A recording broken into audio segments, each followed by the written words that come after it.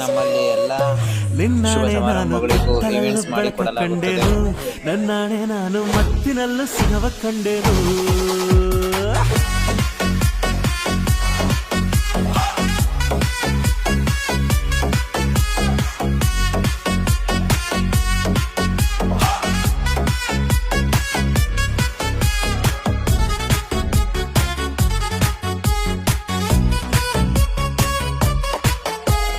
ಕತ್ತಲಲ್ಲೂ ಬೆಳಕ ಕಂಡೇನು, ನನ್ನಾಣೆ ನಾನು ಮತ್ತಿನಲ್ಲೂ ಸುಖವ ಕಂಡೇನು.